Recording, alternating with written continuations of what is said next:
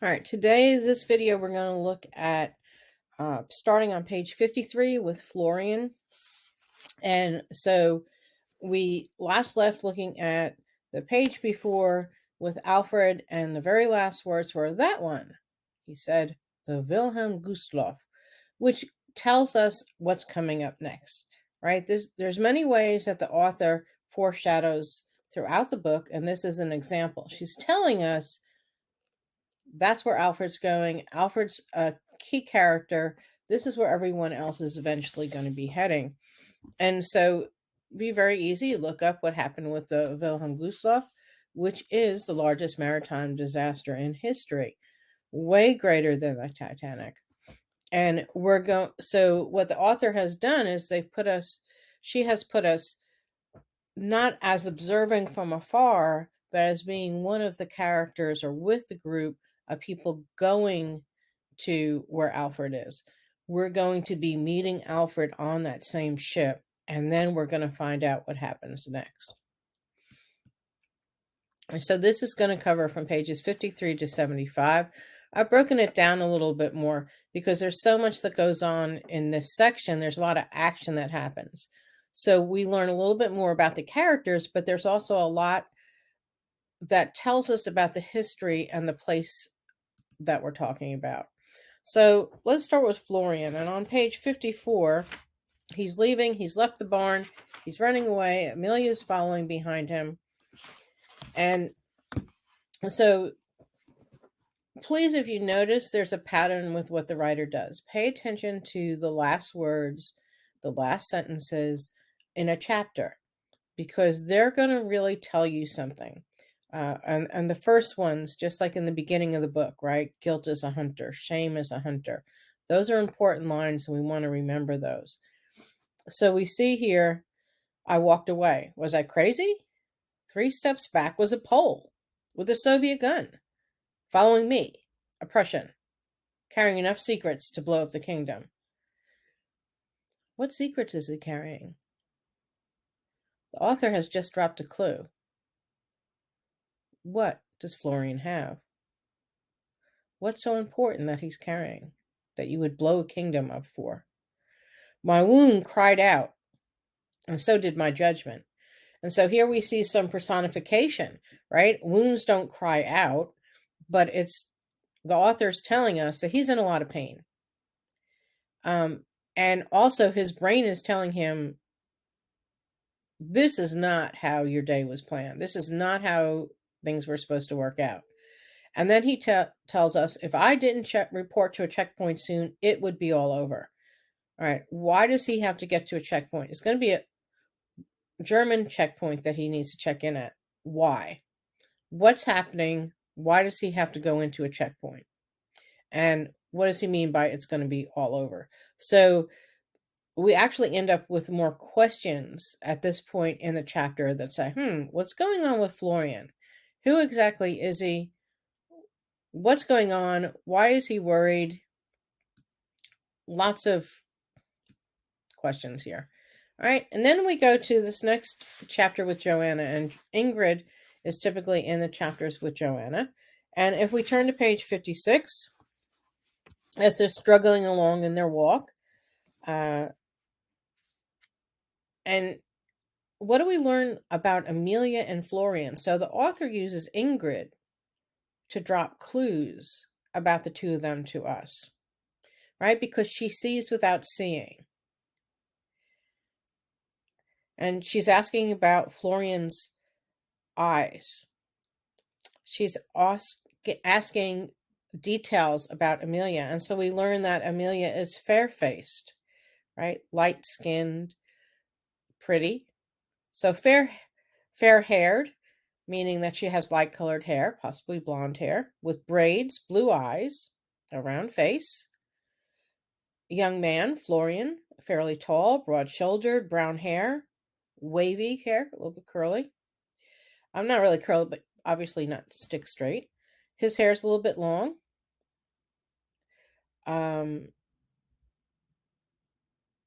And when Joanna says, I don't know what color his eyes are, maybe brown, Ingrid says, I don't think so. I think they're gray. No, people don't really have gray eyes. The thief does, said Ingrid.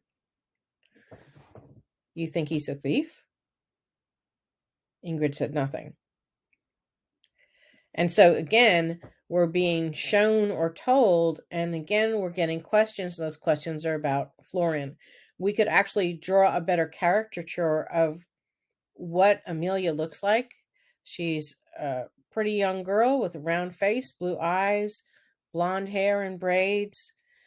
Florian is tall, broad-shouldered, brown wavy hair. All right.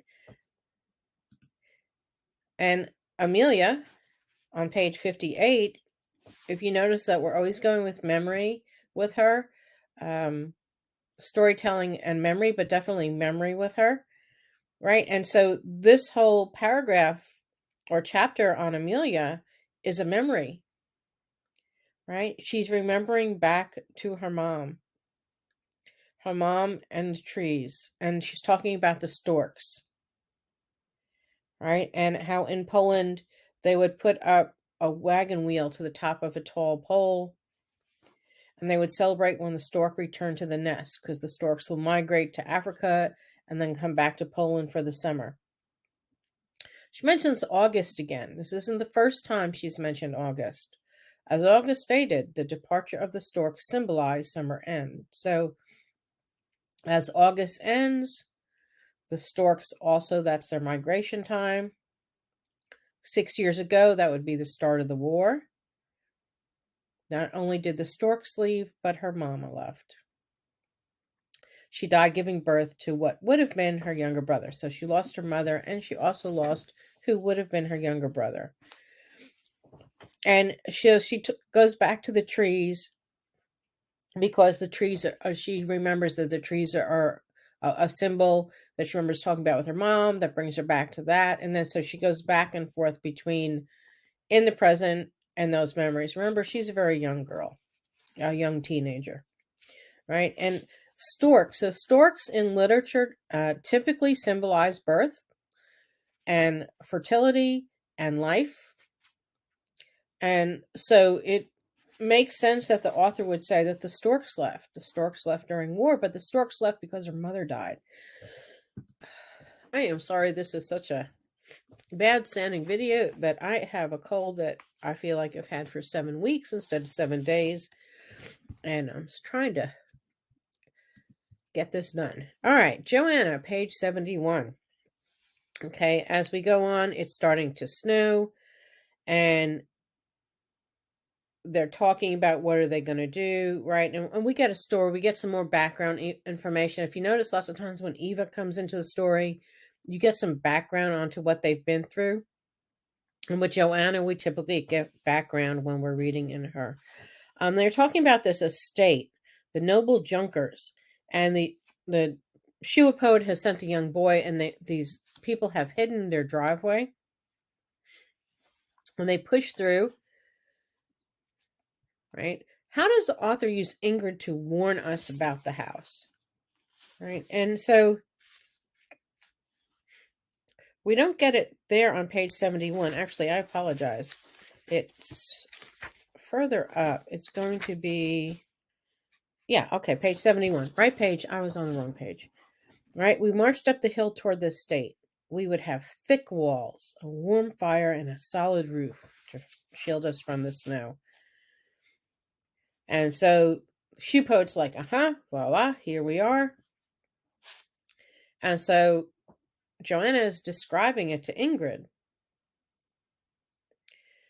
And Ingrid grabs her arm and says, I don't like it. Okay, so we know Ingrid can see without seeing. The author is using Ingrid to say, be careful before you enter. Right? And then, so the author shows us a house because we have Joanna describing it to Ingrid. But we also have then tall glass doors with shattered panes stood open into the garden. Torn damask curtains flapping like loose tongue in the wind. So you have grandeur, and then you have negligence or disaster, right? Tall glass doors with beautiful glass panes, but they're shattered. Torn damask curtains, very nice weave of curtain, very expensive type of curtain material, but they're torn and they're just flapping in the open house. The courtyard is littered with clothing, broken crockery, shoes, books, and personal items. A baby carriage lay mangled on its side. And Joanna puts her arm around the young boy. So just as they come in, and what they see shows them that this is not a scene of tranquility and calmness and welcome, right? And of course, then Eve is like, sorry, but what did we expect? Servants? Right. So you can always expect Eva to set us straight. And so this is an example of a Junkers manor house. So the Junkers in East Prussia were the elite nobility. They were the land-owning nobility. So while the rest of Prussia was industrializing and modernizing and militarizing, prior to the unification of Germany, these were the landholders. These were people who lived in the countryside outside of the big cities. Basically, most local people worked as peasants on the land, small parcels of land for them. But they were the ones who basically fed the rest of Prussia. These were the people who kept the farms going and ran the farms. And so they were very elite class, and they're very important class and very important part of Prussia's success. And so again, this is part of that Prussian people. This is a culture unto itself. They did not want to really join with Germany. They were quite happy being Prussian. Remember, Florian is Prussian, so we're getting a taste of possibly Florian's culture as we look at this house, as we follow the people as they go through the house. And so we see a lot of writer's craft in this book. Similes, where you can compare two things that are very different, right? It's like saying, well, a school bus and a whale, they're both big, right? So if I said, well, that bus was as big as a whale, or if I said that whale was as big as a bus, two very different things, but I used as or like. And so usually what we would use a simile is similar to an analogy, that you're comparing things to help you understand what they're like. A metaphor is when you compare something to something else that's a symbol. So if I said, her smile was as bright as the sun, right? Okay. Or her smile was sunshine. If I just said her smile was sunshine, that's a metaphor, because I'm saying that her smile was bright and warm and perhaps welcoming, whatever you think of when you think of the sunshine. Personification is when we put personal. So when the author is saying that the damask curtains were flapping like a tongue, that's personification. All right, idioms are things that usually we don't understand unless you understand the culture and the language. So in English, people say in America, it's raining cats and dogs, which means it is raining hard. You don't want to go out. In France, they say it's raining ropes, which is probably more accurate because it looks like real thick ropes of rain coming down. So different cultures, different languages have different idioms to say something that doesn't always make sense if you translated it literally. You have to understand the phrasing that goes with it. All right, so here we have quite a bit of writer's craft. We plotted along the narrow band, the trees soldiering up around us, dark and tall. So obviously trees are not soldiers, but they appeared like strong soldiers along. That's personification, personifying the trees. Maybe they felt closed in by the trees. Perhaps they were guarded or being watched as a soldier would watch. Page 65, anxiety swelled in the harbor with each minute that passed. Okay, so the ocean was swelling, right? The water swelling. So, but they're also telling you, this is the chapter on Alfred, that the people at the harbor, the feeling of anxiety just came in and swelled throughout the harbor, just like the water would swell at high tide. So that's closer to an idiom. But we heroes eat danger atop our porridge for breakfast. That's hyperbole because he's exaggerating beyond a simple exaggeration. And I would say that that's an idiom to say, oh, I eat danger. It's a hero. We love it. We thrive on danger. The white snow covered the dark truth. This is from Amelia. Pressed white linen over a scarred table, a crisp, clean sheet over a stained mattress. And so, just as the snow, which is why so many people love the snow, because it's beautiful, right? It sparkles in the sun. Even on a gray, snowy day, there's something about that beautiful layer of fresh snow. Whereas, like where I live, there's a lot of red soil, red top dirt. It's not very pretty in the winter. The grass is dead and there's red soil underneath. Not very pretty. So when you get a layer of snow, it's beautiful, right? And so the snow can make everything look better.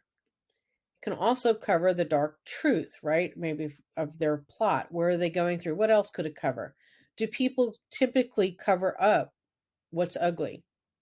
A pressed white linen tablecloth over a scarred table. You're having company over. You want to show them the best side, right? If you have just friends dropping by, you might just leave your tabletop as it is. But if you have guests coming, you're trying to show them the better side, you're going to make it look nicer. Who wants to sleep on a stained mattress? Put a crisp, clean sheet over it, and then any time of sickness or anything like that would be erased, or at least hard to see. And then going back to the house was dark. No lights are on. But smoke coughed from one of the center chimneys.